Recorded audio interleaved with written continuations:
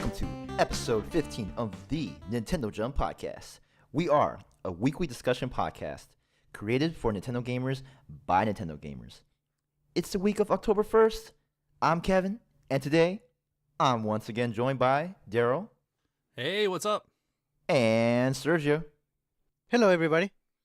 What's good, guys? Episode 1515. What you guys got for me? Nice. It's our quinceañera.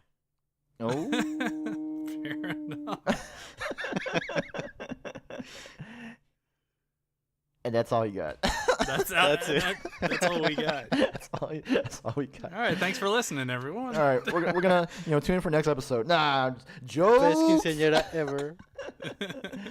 All right, so before we get started with our topics today, we're gonna recap on the NES Online Open Tournament that happened over the weekend. Just wanted to give a special shout out to Todd B, our tournament winner, and Troido Power, who came in second, but he gets a special shout out for streaming parts of the tournament. So really appreciate it, and actually thank you to everybody who participated in the tournament. We really appreciate the support and for you guys to come in and show us your stuff, your retro gaming prowess, and yeah, it's awesome. I mean, what do you guys think about it? How do you guys feel about the tournament? It was definitely cool to have somebody streaming and to be there. And, there were ups and downs, but we managed through. And overall, I think we had a great time.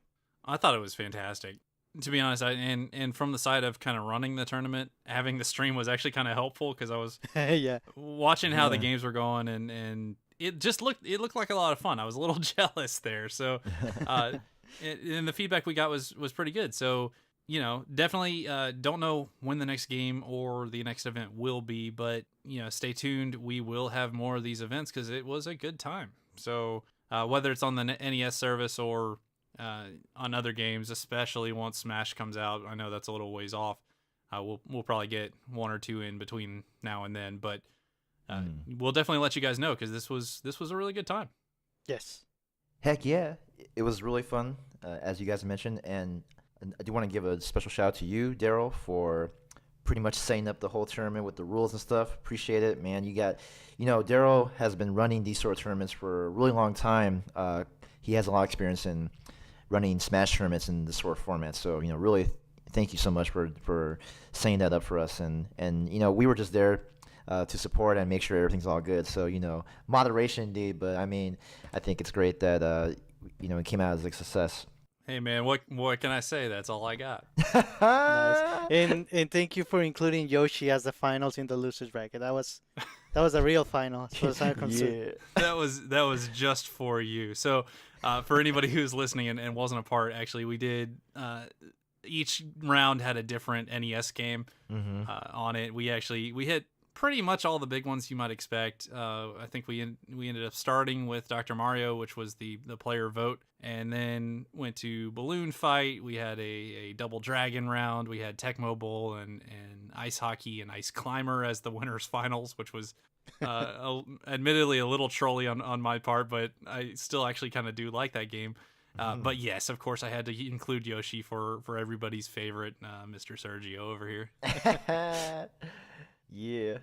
With that being said, we're going to go into our topics. So, what we're going to talk about today, we got games that are both coming up and were released in the past that don't utilize all of the available ways to play. So, you got your Joy-Cons, your Pro Controller, what have you, and then the different ways we play on the Switch, whether it be handheld, docked, or tabletop.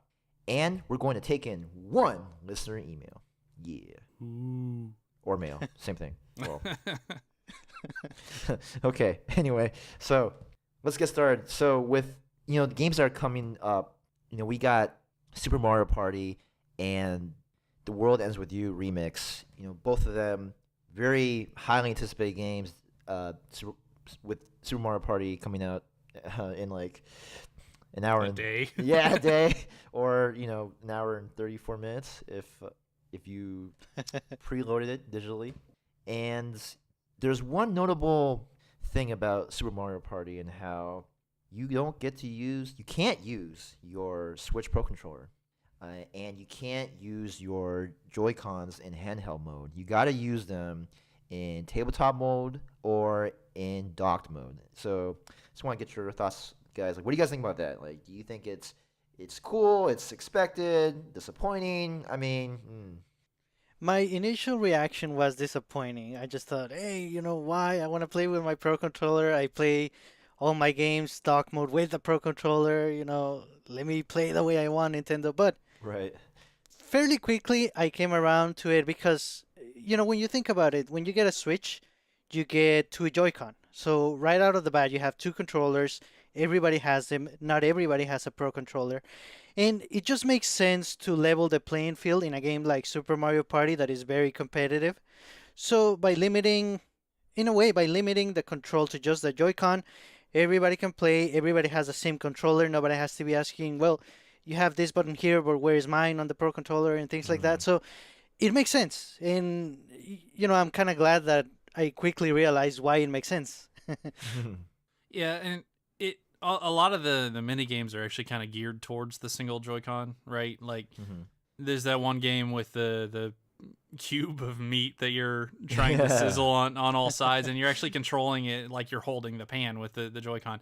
It's not something, I mean, you probably could do it on a Pro Controller or even handheld, but it's not something that would feel nearly as intuitive. So, right. I mean, it makes sense from a game design point of view what they did. I'm kind of like you, Sergio. Initially, I was disappointed more for the lack of handheld mode because, spoilers for later, but I typically play most games in handheld.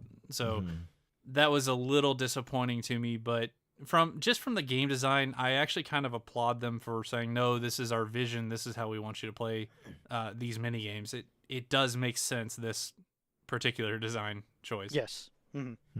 Yeah, absolutely. I definitely agree with both of you. And initially for me, I was just like, oh man, that, like, dang it, but I feel like with the way they deliberately made it so that you have to move your Joy-Cons and stuff, I mean, I think it's a good way to, not only utilize the mechanics and, the usability of a Joy-Con, but also be able to encourage people to, just be able to be more active and use the Joy-Con in different ways. I mean, it's not just used for handheld mode. I mean, you can use it freely in your hand and hopefully, don't let it go and smash the TV, but, just be able to, because, it just reminds me of the times where I watch videos of people on YouTube when, they're playing with their Nintendo Wii and they don't put the strap on, and then, like, they play, like, I don't know, bowling or tennis or whatever, and then that controller flies out of their hand, breaks the TV. Tough shoot. So, it's, or holy shoot, it's pretty bad. And it's, And I used to laugh at those people until I actually. What? I did not break a TV, but I did fling a Wiimote once. And I was like, oh. Never mind. Yeah. Jokes. Put on the strap. Yeah. Oh, man. So with that being said, we'll go into this other game that is highly anticipated, the Square Enix Definitive Edition of The World Ends With You. And just to make a correction, it's the Final Remix, not Remix, because you got to make sure you have the Final there as the official name. So and Knuckles, Third Strike, Ultimate Edition. Ultimate Edition, right. There we go. Gotta put that definitive wording there. So with this game, there is one thing that they are doing, which is they will not support Switch Pro controllers. And yeah, it's kind of, I mean, I can see why, like the way that utilizes the solo Joy-Con play with, the motion aiming and all that, and the touchscreen controls in handheld mode. Like, I can understand why they went this route.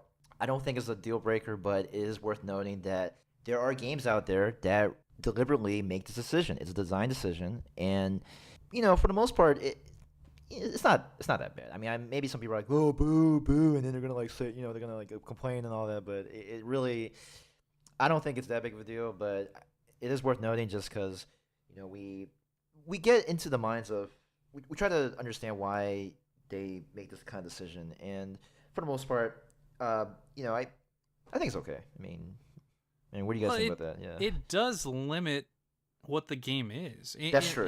In general, and I don't want to. I am not I'm not one to just bash on motion controls or anything like that. Honestly, if you play Splatoon, you should probably turn motion controls on. Yeah. Also, games like Pikmin 3, I thought that the Wiimote and Nunchuck was the best way to play that game. But saying that kind of thing and forcing that in some cases like Mario Party, okay, they didn't want to chop the game up to make it work for the other control schemes, fine. But in something like The World Ends With You, or even looking forward to like Let's Go Pikachu and Eevee, an indie game that actually forces these motion controls, it kind of reminds me of the Wii era, where the Wii had an absolutely fantastic controller, and I'm talking actually about the Classic Controller Pro. It was a very, very nice controller that almost no games used, like very few did. Yes. And I always thought that was kind of a shame that, with the Wii and then kind of the Wii U, I felt like a lot of developers felt the need to kind of like shoehorn these motion controls in, and you got some really odd like waggle control decisions and such when they didn't have to. Even Donkey Kong Country Returns kind of suffered from that, in my opinion. So I don't know. It comes down to, does the design decision make sense for the game? In some cases, it does. Actually, I do think that a lot of the design decisions, even in the Pokemon Let's Go, they make sense. Like it makes sense what they're trying to do.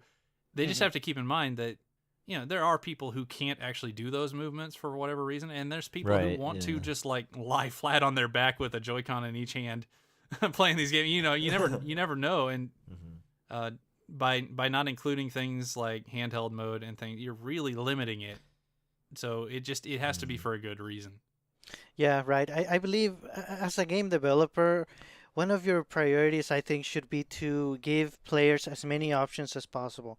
Like we discussed, sometimes there's caveats, sometimes you have a very specific vision that makes sense in general terms. Like I believe that we all agree that Super Mario Party makes sense, but in this case, it's a little tough to justify. I mean, maybe we don't know all the details, but I mean, if it's just limiting for the sake of limiting, or maybe it's something that will get updated in the future, that'd be nice. The more options you give players, the better, I think.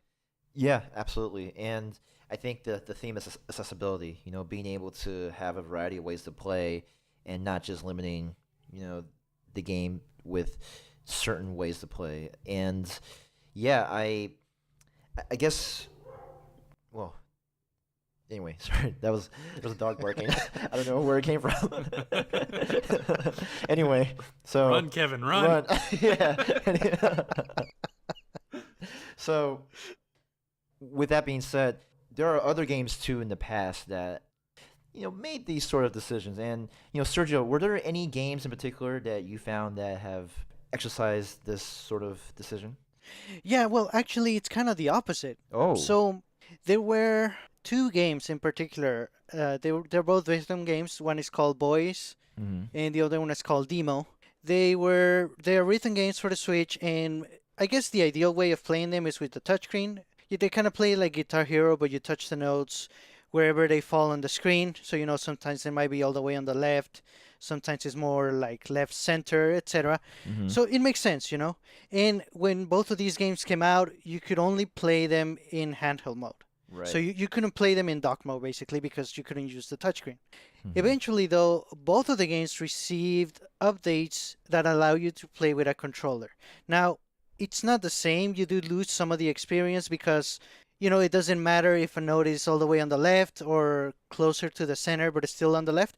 You still press the same button, either the D-pad or the joystick on the left. So, yeah, you lose something, but it's a nice option, and there are reasons for people to play in dock mode that is not only because you want to use like a full controller. We'll get into that more a little bit later. But yeah, it comes back to, like I said, the more options you give players, the better. Even if that's the best you can do, and it makes sense, because you cannot use the touchscreen in dock mode, but at least you're giving the option. It's limited, but on another way, it's kind of like giving the game an easy mode. Yeah, that's a good point. And I fully agree that if you want to have a game that caters to your players, you need to give them as many options as possible. And I don't even think that just applies to controls. Like, there are games that are local multiplayer only that I really want to play online, and they're not there. And same thing. I kind of understand the reasoning behind it, but man, it would be awesome to play certain games online. For years, a really long running one that we've been talking about is ironically Mario Party. Right. Yes. Having online play. And I'm proud to report that this one does have full online play. Jokes. Oh man, that's the saddest jokes I've ever said. Jokes. Sad. No, it's so it came out recently that kind of our fears were confirmed that I think it's called the Mariothon mode, that is the online minigame mode. There's only 10 minigames that you can play. Boo. Online, I want to say. Terrible, yeah. Terrible. Yeah, and I can understand why there was one reason behind not having full online play, because if you're playing with the game board online and, there's the possibility of people just, going in and out and not being able to finish the game properly. I can see that, but, I mean, gosh darn it, they got to have all the minigames, man. Like, just... why only 10? I mean, why are they so limited to that? Like, I cannot think of a good reason right now to justify that decision. Although I'm not a game developer for Nintendo, I just thinking as a fan, it's like, why only 10? Is there another reason? Like, maybe they're gonna have some DLC. It's like, hey, if you pay like $5, you get like 10 more games. I don't know. They might even, if you give them the benefit of the doubt, they may even do like a Splatoon style, just like a slow rollout of new games. I don't know. It almost feels like a cop out to me, and I can't shake that feeling. And it's kind of sad because the game actually looks really good. Like, yes, up until that kind of came out, I was following along with the news on the game. I was like, man, this is looking really legit. Actually, the river mode looks really good. All the local stuff looks really good. The 2-switch stuff looks incredible. They're doing a lot of the right things, and then it's kind of ironic that this is actually the first Nintendo published game to come out after the online service, and it's really limping out. And I'm just like, ouch. That's just... I mean, can you imagine how many people would pay for the online service if the Super Mario Party had full online play? Oh my gosh. I mean, I'm sure there's a lot of people. Yeah, Kevin, like you said, if people were to quit mid-game, that would be an issue. I think to prevent that, Nintendo could allow you to play with friends only. If you're playing something that is more like than 10 turns or like half an hour, then maybe limit it to friends only. And if they do need to quit for whatever reason, maybe a CPU could take over. Or maybe have a suspend point, that would work. Yeah, that's that too. Like the NES games have a suspend point that if somebody drops out, it automatically saves a little point for you. I'm just scratching my head, man. It's I don't know. like these are really good suggestions, guys, and as fans, as gamers, it's like, why couldn't Nintendo do that? Like, it's mind-boggling, and I do agree with the whole friends thing. Like, because if you play with strangers, there's a good chance that you are gonna get disconnections, or people are just say, fork you. I mean, once I get 10 stars and everybody else has 0, absolutely everybody's gonna leave. But I don't see a reason why there aren't more mini games at least available. Even if you limited the board game mode, I think we could all just kind of go, that's a little bit of a bummer, but we get it. That makes sense. But to cut down the mini games by like 90%, that's just it's just crazy. And that is why I'm on the fence for getting this game. I mean, forget about the reviews. I'm just talking about the functionality. I mean, it's just it's ridiculous. Like, man. I mean, I don't know. What do you guys think? I don't want to be way too down on it, because, like I said, the game does look really good, but it has definitely sucked away a lot of the hype I was kind of developing for a Mario Party game. Which, man, is it the 90s again? But it's it's a little disappointing to kind of watch that they're limiting it this hard. It just goes back to the same point. Like, if you have the ability to unlimit your games and, present them to however people want to play, I think that's the right thing to do. And this is also coming from, I've seen a lot of arguments about the way Splatoon's online works. It's actually fairly limited in the choices you have Yes. when you're going into the game. I actually think that's a good thing for that game because it funnels everybody into different modes and things that they might not try normally. I think it's actually fairly healthy for that game, although I hear the criticisms. This one I just don't get. I just don't. Yeah, I think with Splatoon, it's structured differently too. As a third-person shooter, and just the multiple modes that you can play, and just it's a different kind of game. It's I don't really know any other paint shooter or any other game as a paint shooter. I mean, it's pretty unique, and I think that people are willing to give it the benefit of the doubt. Whereas we have a party game like Super Mario Party with a legacy of having that ability to play together, and the expectations of playing online, and for them to do that, it's like, man, it's ridiculous. Yeah, I'll probably end up getting it. But for sure. I don't know. I'm not as hyped as I was, unfortunately. No, I'm on the fence. I'm not getting it right at launch, so we'll see. Again, games like ARMS and Mario Tennis Aces, they have received considerable updates. I don't want to hold out hope. I mean, maybe we could get at least most of the minigames to be playable online, or maybe a full online mode, but I'm not holding my breath. That's an excellent point. Especially Mario Tennis. So Mario Tennis came out to a lot of waves of just, this game is really light. There's nothing to do in it. This is terrible. And really, actually, recently they've done a lot for that game. So that's a very good point in that it gives me a lot of hope that there is something coming. I'd like to hear about that, Yeah. before really jumping in on a $60 game. It's just kind of hard to do. Now, that said, if you have people you play with in any kind of local fashion, whether it's family, friends, whatever you do, man, go pick this game up. It looks awesome. Heck yeah. Mario Party looks absolutely incredible for that situation. If you live in that and can kind of re-experience the Nintendo 64 experience, that do it. Just do it.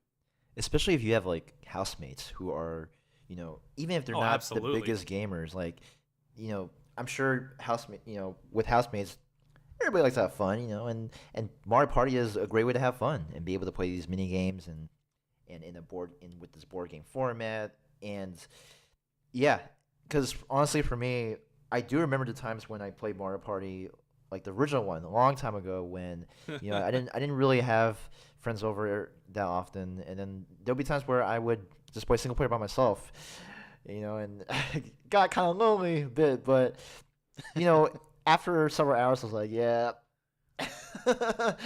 fork that, man. I mean, it's fun to a certain extent by yourself, but man, it's just like, I mean, who can I talk trash to, or engage in friendly banter?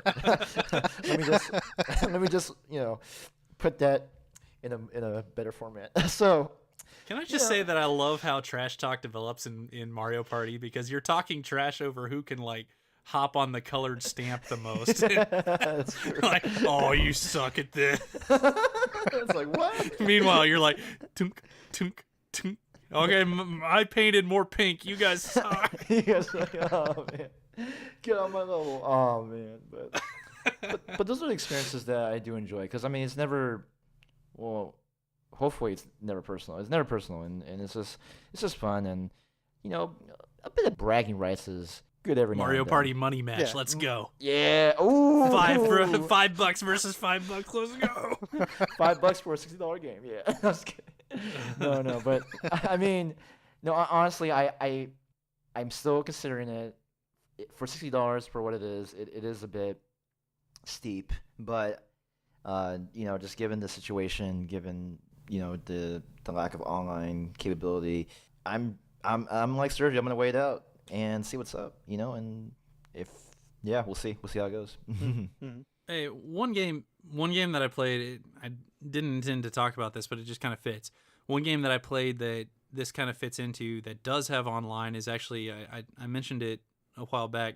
Capcom Beat 'em Up bundle. Yeah. Actually, it does have online play, but you will hear reports of lag and lots of lag. The reason for that is there's a setting in the options called frame delay that is by default set too low. Mm-hmm. So when you get on with online with like random people, everybody has that setting too low, and it basically just tries to chug the game through, and you'll get a lot of like stop frame lag. It's a little frustrating, to be honest. Mm-hmm. But if you do set that correctly, I actually played through one of the games with a couple friends, and it played beautifully. It was actually a lot of fun. So Whoa. I'm having a ball with that game. Just, little public service announcement that if you're playing with randoms on that game, it may not be the best experience. But if you do have friends and you know about that setting, it's actually a really good time for $20. It's kind of a steal, actually. Whoa. And Nice. how many games are in that bundle? 7. 7. And it's a bunch of games I hadn't played before. So I played like Final Fight. And I think the list ends there. So There we go. it's the arcade versions of all these games too. So it's like really good versions, and they all have online multiplayer. It's for me, I think it's a really good time, to be honest. So that's all I got. Yeah, I was gonna. I was just waiting for like a few seconds, but There all you right. go. Well, with all these games that we've talked about being able to play them or on the fence with, there are different ways to play these games. Whether it be handheld, docked, or tabletop. The main three, the only three. If there's another way to play, let me know, because that's the only three I know. With that being said, we're gonna talk about that, and yeah, let's just start with Sergio. Like, what's your ideal way of playing the Switch? Sure, and for me, it's dock mode for sure. Like most of the time or all the time, unless I have to go somewhere. And the reason for that is because of my audio setup. Basically, I need a digital audio signal to make the most of it. Usually, I play with headphones, sometimes with just speakers, but either way, I definitely prefer playing in dock mode. But because of that, whenever I actually take my Switch out with me and play handheld mode, it's pretty awesome. Like, I feel like one of those commercials, like you get a call and like, hey, let's get a coffee, and then you just throw your Switch in its carry case and you're out, and like, wow, the whole experience is here with me. That's crazy. Oh, that's awesome. Yeah, I mean, it's those commercials with the Nintendo Switch. I mean, it's still imprinted in my mind too. And even just like I remember like that one part where they show Splatoon, and it's like it was pretty hype because then you have these teams of these two teams of 4, and like they're like laying in the cross format or something, and they're able to or sitting down in the cross format and being able to play Splatoon. And then they transition over to this the stadium, and they're playing. I'm like, what the hell? It's crazy. Yeah. Like, oh yeah, that definitely got me. And I remember those initial commercials came out. The Nintendo Karen commercial came out. The initial reveal and thing. You remember Karen, who took her Switch to a party and and everybody kind of laughed at it until we all started doing that kind of stuff. Yeah. It's like, whoa. Like, wait, this. I am Karen. Okay. But yeah, it's funny. I'm like exactly the opposite of Sergio. Like I've said, I play mostly in handheld. And by mostly I mean probably 90% in handheld. And it's not even because I'm playing it away or anything like that. I grab it, I'm sitting on the couch, I have, earbuds in, and I'm just kind of having a good time while the TV's going or whatever. So I got used to that. Even with like Splatoon, it feels best in handheld to me for whatever reason. But then it's funny because I have the same effect when I actually put it in docked and it shows up on the TV, and then it looks incredible all of a sudden, especially when you're playing games like Rocket League or Xenoblade that look like significantly better in docked mode. And then I have the whoa, Whoa. This is incredible. So it's funny that we're kind of coming from opposite sides, but we both have that whoa experience for different things. That's neat. Oh, that's awesome. I think I'm gonna be the odd one out because I actually prefer playing tabletop. That is my what right? Holy shoot! We got the Triforce. Yeah. I just literally did a triangle with my hands. Not 5 feet away, just like 2 inches away. I was like, yeah. But, all right, hey, listener question: if the three of us were the Triforce, which one would be which? I want you guys to hit up the listener mail channel in our Discord, which is linked in the show notes, and tell us which portion of the Triforce is each of us. That's my challenge to you. There we go. Oh, right. It is the challenge. And man, okay. So where were we? Well, that's okay. I was like, wait, that's cool. I just kind of got discombobulated. But okay, table. Oh, tabletop. Right. So tabletop mode. Well, thanks for that, Daryl. So hey, I'm just pulling a Kevin over here. I'm sorry. Oh man, yo. Next thing you know, we're gonna talk about the game that I want. Yeah, Final Fantasy Crystal Chronicles, guys. Crystal Chronicles. Actually, I do want to play that, but I was talking about anyway. No. I'm being Kevin in this episode. All right, fine. You know what? For those who've listened to us, y'all know what I'm going to talk about if I say it. But I'm not going to say that game because you guys know what I'm going to say. So I don't know what I just said, but anyway. So tabletop mode is my favorite way to play, and it is great because I have a lot of moments where after work I wait till traffic dies down because the Freeway 5 is obviously terrible, especially at 6 o'clock or 5:30. And with that being said, I'll stop by the local coffee shop, pull out the Switch, put in tabletop mode with the Hori Nintendo Switch stand, which you should all get, which is pretty awesome. Yes, so shout out to Hori. I think that's the brand that made it. If it's not, I apologize. But anyway, and then I have my Switch set up. I actually have it right here to the left of me. And then I have my Pro Controller, which I'll pull out, or another set of Joy-Cons, because having another pair of set of Joy-Cons is awesome. I have this on hand, on set, put in my backpack and be able to pull out every day, and it's great. And then there's just times where I'd just be playing on the Switch, and then random people will come up, kids, adults. Kids like to, I'll give the kids around to play, like maybe Mario Kart or actually Golf Story at one point. And then, yeah, it's awesome. And then adults will come like, hey, yo, man, is that the Nintendo Switch? I'm like, heck yeah. And then they're like, really? I'm like, yeah, dude. And then holy shoot. Holy shoot. Well, yeah. Well, holy shoot, the real version. but it's great because it's not like having the experience of playing on your TV, but I think just having that sort of connection, being able to network with different people, and even giving some of the kids just a bit of joy to be able to experience it for the first time.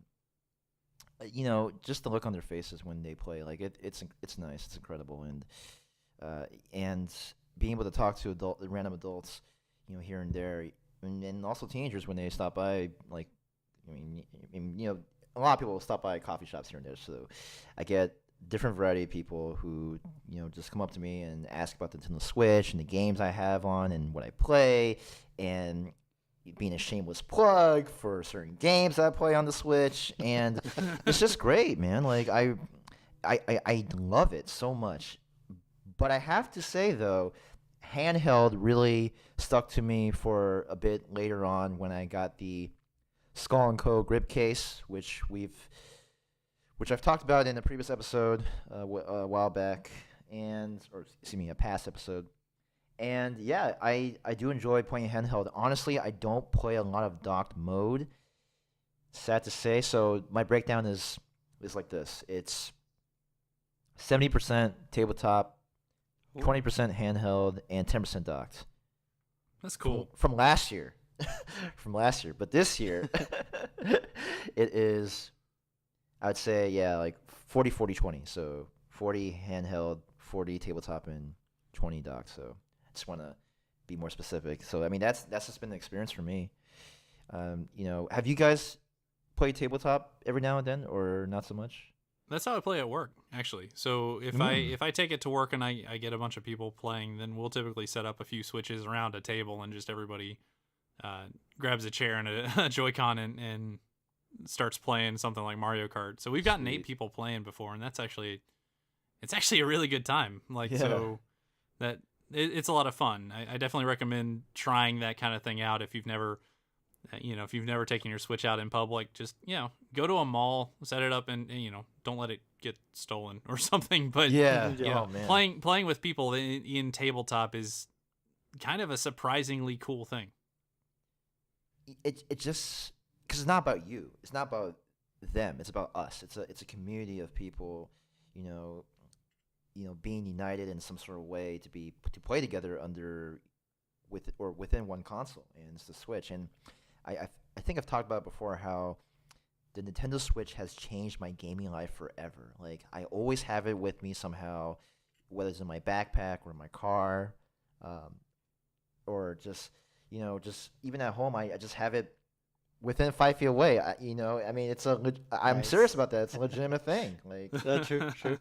it's like attached to the hip, or 5 feet away. But I just want to say that. But it's.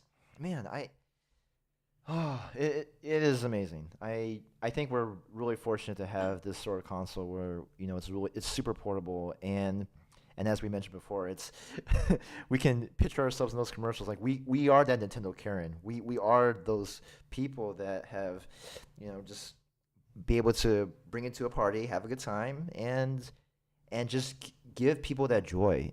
Give people that it's.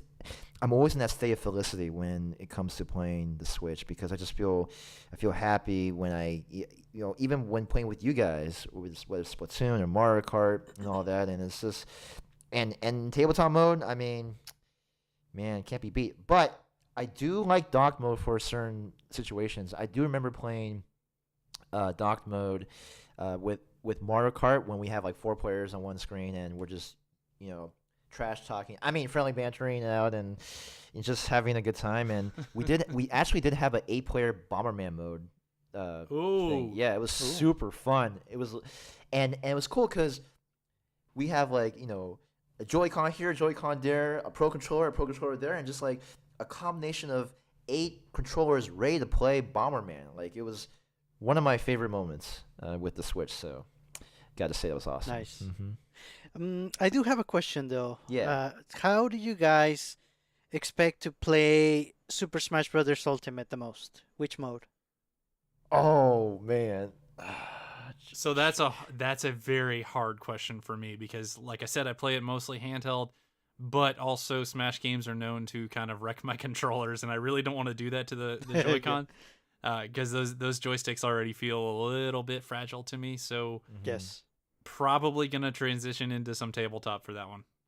Yeah. Ooh. So you don't necessarily prefer the GameCube controller?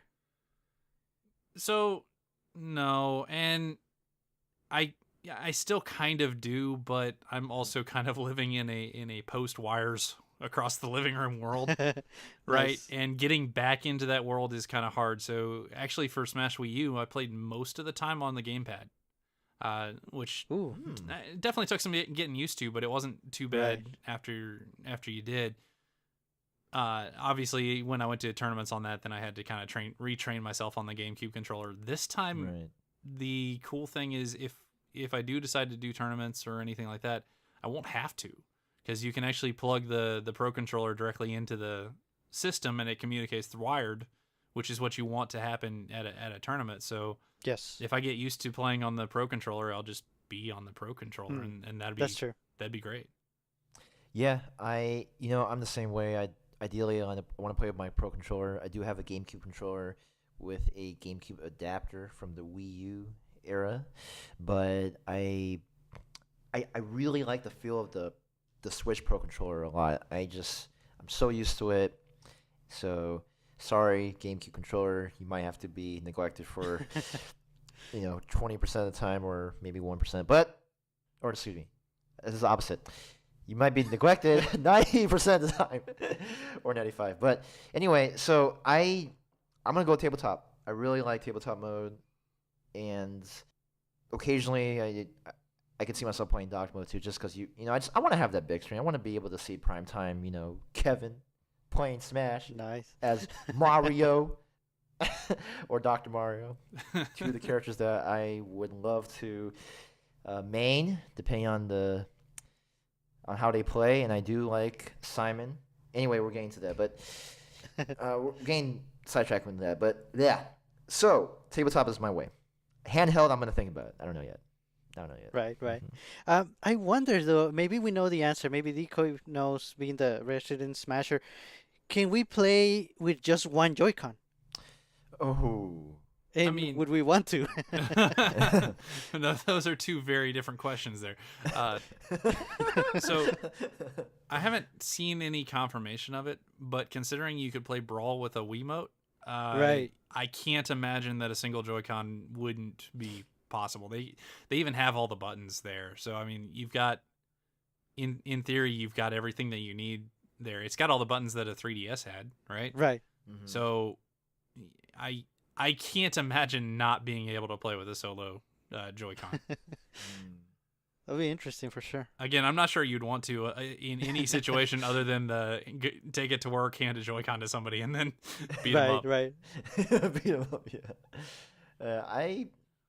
If I would want to, I'm on the fence. I do have a Joy-Con single grip thing that I've talked about in the past episode, but yeah. Oh yeah, that's right. And yeah, those would be good for that. it would be, but I'm just thinking, like, how do you C-stick with single Joy-Con? I mean, like No. You probably can't. don't. You just have to get good. GIT GUD. Yeah. Yeah, I mean, that's an option.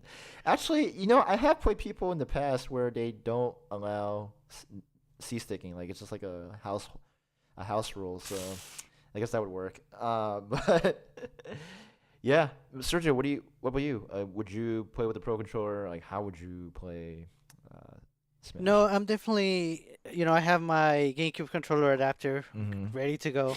I have at least 2 GameCube controllers. I still play Smash Wii U pretty much once a week at least. Nice. So I'm just waiting for Ultimate so I can put my Wii U away, but Yeah. not the GameCube controllers. Oh, okay. Yeah, I remember the time the GameCube adapter came out, and like I pre-ordered it, like it was like no big deal, but then all of a sudden, within days, like it just sold out, and it was just Yes. like it wasn't available for a while, and I was like, holy shoot, like this is okay. Glad I have one. So I mean, man, it was crazy. It's like, man, and for $20, I mean, yeah, it was decent, and be able to play Smash Wii U with my friends and all that was pretty awesome. And obviously, they hovered towards the GameCube controllers. Personally, for me, I had it's a Power A, like it's like a Mario themed controller, but it connects to the. Yes. Do you guys know what I'm talking about? It connects to Yep. the remote, so it was pretty nice. I liked it a lot, actually. It was sleek. It wasn't as heavy as a GameCube controller, but I mean, gotta say that the classic GameCube controller is a way to play. It is one of the best ways to play it. So, but yeah, Pro Controller all the way for me for now. Mm-hmm. Yeah, Fair enough. fair Nice. enough.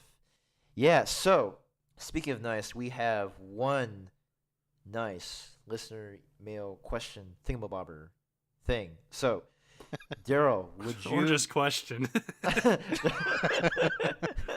Daryl, would you go for it? All right. So from a member on our Discord and just resident cool guy, Shy Guy, Yeah. wrote in and said, I'm going to paraphrase a little bit, but you're all professionals with demanding jobs. You all have personal obligations and you all have talents and interests outside of gaming. Yet gaming is a big part of your lives and who you are. How do you manage to balance everything? Do you find yourself having to check your priorities? I struggle in that the only way for me to consistently game is to have woefully inadequate sleep. Ooh. So, excellent question. Yeah, that is a big one, man. Who wants to go first? You know what? I'm gonna volunteer Sergio to go first. Yeah. Sure. All right, that works. No, I mean, yeah, I mean, after I started working full time, it definitely was a struggle. You're trying to play after work, but you're tired. Sometimes you're not up for it. By the time you're ready to play, it's pretty much nighttime. And then, when the weekend comes around, there's other things to do, other hobbies, friends to hang out with, things to do. So, I mean, for a while, I definitely struggled until it hit me. And it's not the best solution. You kind of have to make it work. If it works for you, great. It works for me. I sleep a lot less. Oh. So, for a while, it was about 4 hours a day. I'm kind of bumping it up to 5 hours now. But even, especially with my new audio setup, I prefer listening to headphones when everyone is asleep. So I wake up super, super early. I actually pushed it even earlier recently, so I'm waking up around 3:45 What? every day. Holy shoot! Like a big shoot. Whoa, dang. And it's Rocket League time for sure. Whoa. Every morning. Wow. I'm just gonna say, man, that's dedication. Like, I would not. That's I don't know if I something. could do that. I don't know if I could do that. I mean, I would want to try, but I mean, I could do 5:30, but 3:45, 4. What? That's pretty cool, though. Yeah, you know what? I think it was this distinction like, oh, you cannot play games before work. You gotta be ready, in the right mindset. And then I kind of broke away from that, and it works. Yeah, I get to enjoy my games. I get to go to work, and I'm still fully functional and ready to go. So it's not an issue. Again, it's probably not the best for my health. I do know that, but Yeah. if you can make it work, or you just gotta find the right balance. It doesn't have to be 8 hours of sleep. It doesn't have to be 4 either. Whatever works for you, just keep that as an option. You can play games before work. It's not illegal. that's Oh, that's fair. man. And I was getting ready my little sob story about having to wake up at before 6 o'clock to go into work, and man, you just blew that out of the water. Yeah. 3:45, man. That's a pretty good time.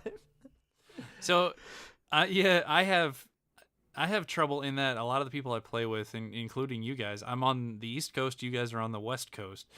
So there's a significant time difference. So as people that I want to play with are kind of ramping up, I need to get to sleep. And that has always been kind of difficult to do. Yeah. But, it comes down to, at some point you just have to force yourself to make healthy choices and things. But, it comes down to I game, I play games when I can, as much as I can. That's one reason that I do play a lot in handheld, is just because it's the most flexible way to play, But it's definitely it's a challenge because we've talked about the Switch has 20, 30 games coming to it every week, and a lot of those are actually decent games that people are talking about, and you want to be in on the fun, but you don't have the time to do so, and that it is first world problems, but it is a struggle, right? Yeah. To determine exactly what you want to play, how much time you want to devote, and especially when you get in those games like, man, Rocket League, Splatoon, those games that just last forever, and there is no defined end to it. So like, I mean, Sergio, the only time you'll be done with Rocket League is when you just walk away from it, or the servers Right. die or something, which is not anytime soon, right? So it is a struggle. It's an excellent question, and I don't know that I have a real good answer for how it's done. I just I try to make sure that I'm doing what I need to do in terms of professional and personal life, and then gaming kind of comes third for me. At least that's the goal. Yeah, no. Yeah, I'm with you on that. I honestly, and I do hate to say it too, but gaming is a third priority for me, just because, work and my personal life. I mean, there's just things that take priority, and it's about how much bandwidth you can have in a day and be able to allocate that into a way that allows you to still have a balanced life. I like Sergio. I don't get as much sleep as I want to. I mean, props to you for being able to wake up at 3:45 to play. I mean, I wish I could do that consistently. I'm actually very envious about that. Oh man, it's amazing. But for me, I typically try to get 5 or 6 hours sleep. It's not the best. I know that 8 hours is ideal, but just given like my work schedule and given the way I've lived my life, I have a hard time sleeping in unless I'm sick or if I'm hungover, which I don't. That doesn't happen anymore. So I'm just that was a long time ago. But yeah, when I'm sick, I definitely sleep a lot more. But then I think 6 hours. Like once 6 hours pass by, I'm like, okay, I can go back to sleep unless I try to do so. But anyway, with that being said, with gaming, it really I try to make it an effort, just make it a point to play like an hour, like at least an hour a day, just because, or even if I'm not playing, like look at all the news outlets of like games and stuff. Like I do, well, actually I do that every day, but be able to just have some sort of game media, in my life if I'm not actually playing on that day. So at least I devote myself to an hour a day, just because I gotta keep up. This is not in the best way to do it, but I think that for me because like you guys, I love video games, and whether it's with the news media or be able to play, like I try to do a balance of both. And on good days, I can probably get 2 hours in, but that's usually on the weekends. I know, like when we were kids, it's like we get to play 10 hours or 12 hours, or try to sneak away from or put on the headphones and be super quiet while we play video games, and that it's like those days were fun. And then, yeah, I mean, those were like some Final Fantasy days too, where I'm like, man, I'm playing Final Fantasy 6, and it's like 2:45 in the morning. I'm like, heck yeah, you gotta beat this boss, like, or something like that. And it's tough. And yeah, but so yeah, my point is just, if you can't devote your time to an hour or even 30 minutes, like at least I think looking up, even game reviews, even though they're super subjective, but I mean, even game reviews or just like news that are coming out, like I think it's a good habit to have, especially when you want to keep up with what's going out there, or the 20 to 30 games per week that are coming out on the Switch that Daryl mentioned. Oh man, yeah. Yeah, that's a lot actually. I mean, now that I think about it, damn, like I would not have expected that a month before the Switch came out. I was like, what? That's awesome. So even a month after the Switch came out, it took a little bit to get rolling past Right, Zelda, yeah. which was actually kind of a blessing because Zelda was such a big game. But yeah, it was. It took a little bit, and then once that momentum got, man, it's not dying down, guys. It's getting worse. Yeah. No, I think so. I think two tips that I've kind of picked up to make a more healthy gaming habit. I don't want to give people the impression that we're recommending sleep less, because no, Right. we're yeah, not. Don't do it. We're not. And I think definitely prioritize sleep over these child's games. But no, you know what I'm trying to say. But I know. two things that I really like doing are, you want to spend time with friends and family and people that you love, right? And it's really cool if and when you can get them involved in a game that you're playing as well.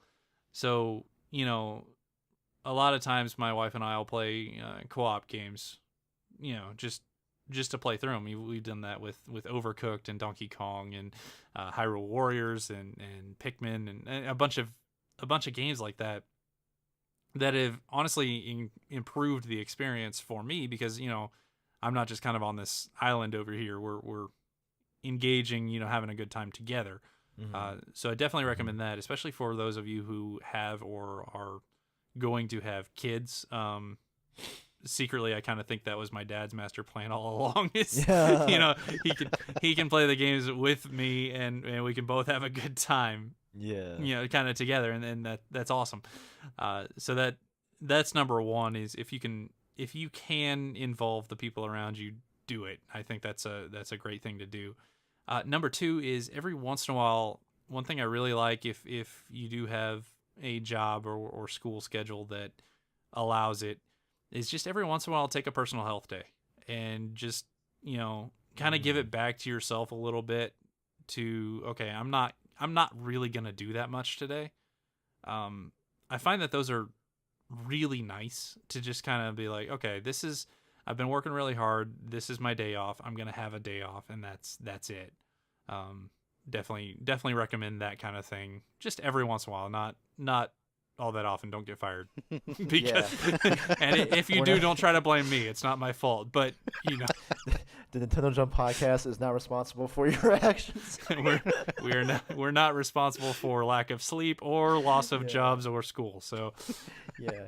Now there is one thing that I think we may or may not do, is taking that day off when Smash comes out. I mean, now I've already told my boss I'm taking December 7th off. oh, yeah, pretty good. Oh man. Like that is already set. We're not sure about the whole next week after that either. Oh, man. Yeah, man. That's the personal holiday, the game holiday. I mean, Jokes, but not really. No, Jokes. no, not really. Yeah. Well, you know, and those are two great advice points that you've made, and you know, especially with the first one where you're able to play with your involve your friends or family. You know, being able to share that same joy, I think it's important, because you know, it's, you know, with gaming does bring people together. You know, I mean, you have board games, you got video games, you know, in the same medium, in terms of, you know, bringing that unity. And just, you know, for me, I should take a personal health day. I'll think about it. You know, I think I seriously recommend it. It's a lot of fun. It's cool, because then, like, you know, I would think for me, I wake up, you know, and cook some breakfast, and then play some games, then, you know, maybe get something for lunch, get something to go, come back, play some more games, and then maybe I'll skip dinner depending on how I feel, if I have a big lunch or so, and then just keep playing and be able to knock out, you know, some, like, a couple short games, or just continue finishing that one game that, you know, I still need to finish, like The Legend of Heroes: Trails in the Sky, second chapter. 5% of the way from finishing it. What do you know? I should probably do that. Oh man, but you know, shout out to Neon Falcom. Yeah, Falcom. I need to learn how to say that. Anyway, so Those guys. Those guys. Yeah. But that's all I got. That's it. That's it. Boom.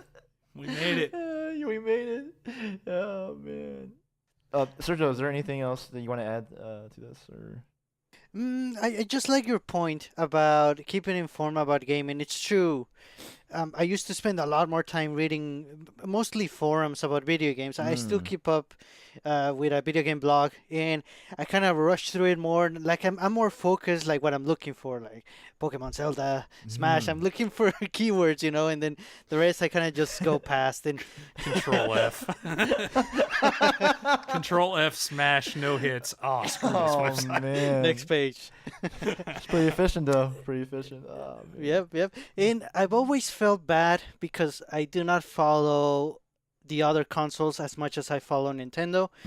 I kind of want to, but it's kind of a blessing in disguise, because if there's a game that you would want to play and you don't know about it, all of a sudden you find out that it's either coming really soon or it's already out, and it's like, oh man, I had no idea. I want this. I can buy this right now, and it's a pretty cool feeling. So it's just finding the right balance. Like you said, it's good to follow video games. If you can cut back on that time a little bit to actually play them, that was an issue for me in the past, so I kind of fixed that as well. And to the point, as you mentioned about the, you know, being able to look at certain game blogs or websites, for me, I like to look at Kotaku. I've been using that. I've been looking at Kotaku for the past several years, and just I honestly, for me, I know that review sites or certain websites are, they're different in terms of the vibe and the people that review, but I think for me, Kotaku is well-rounded in terms of the content and what they talk about. I do owe Kotaku, the just the gratitude of finding out about the Legend of Heroes Trails in the Sky. Like, I would never have figured out about that game unless Jason Schreier posted that article on July 24th, 2011. I think that's the date. I don't know why I memorized it, but but I mean, those things are important to me because it's for finding those games that have made some sort of imprint in my gaming life, and like I haven't been keeping up as much with like the Xbox games or some of the PS4 games for the past or since the Switch came out, but right. I was gonna say the past couple years, but I was like, nah, I'm just gonna be very upfront, but but that's what PSX is for. Oh man, but you know what? I'm so sad because I heard. I can't believe it. There's no PSX this year. Oh man, I just man, I'm not even do a shout out. I'm not even gonna do that. It's just I just can't believe it. Like, man, it sucks because like it's like probably one of my favorite things to go to in the year. Being able to go to that event and meet, like, I met the voice actors of Uncharted series. Heck yeah, man, it was fun. I even got signatures from them, and I'm digressing, but anyway, so that's all I got. I was trying to think of something. Yeah, man. But with that being said, Shy Guy, thanks for posting this question for us, and having that balance and be able to, have enough bandwidth to play video games is important to us. I mean, we're gamers at heart. We always will be. I'm still waiting for that one game that I want to play, but it's a pipe dream. But yeah, I'm really excited for the future in terms of more games that come down the pipeline, and it's tough because I've skipped out on a lot of games like Persona 5, which my coworker actually talked about with me today, and I'm like, why didn't I get that game yet? Like, it's because I put it in my backlog. Like, dang it. So, okay, that's all I have. That's all I have. Yeah, and I just want to say, so again, thanks for the question, Shy Guy. For anyone else, if you want to hear us talk about something, throw a topic idea. Again, join our Discord. It will be in the show notes. Mm-hmm. An actual link to it on our Twitter and pretty much everywhere. So, yep. Please join our Discord. Throw us a note into the listener mail channel, and we'll try to get to it. Yeah, and that's gonna do it for episode 15 of the Nintendo Jump Podcast. If you like the podcast, please let us know. Write a review. Please do. You can find us on Twitter and Instagram at Nintendo Jump. We also have a Facebook group that we'd love for you to join. We actually got some new members, I think, today, which is awesome. It's always good to have. Yeah. And if you have any comments or questions about the show or future topic ideas, such as what Daryl mentioned about listener mail, please write us at NintendoJumpPodcast@gmail.com. We also want to ask that you, as I just mentioned it, please give us a review at your podcast app of choice. That really does help more people find us, and we'll appreciate you forever for it. And with that, we're going to jump on out of here. Once again, this is Kevin, and for Daryl and Sergio, thanks for listening. Goodbye, everybody. See you guys. See ya.